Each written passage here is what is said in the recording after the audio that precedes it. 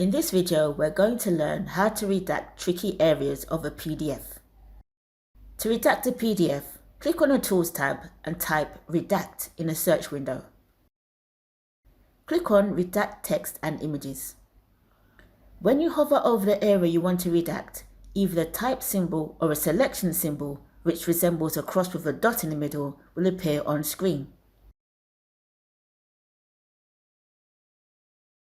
For a PDF that has been OCR'd, that is, the text has been made searchable, it can be tricky to select an area as it may not switch to the selection symbol.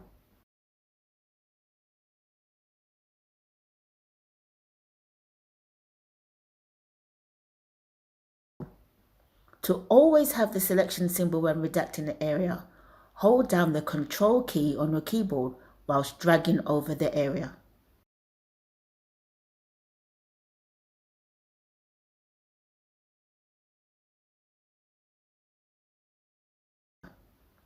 For a more in-depth video on redacting a PDF, click on the iCard on screen.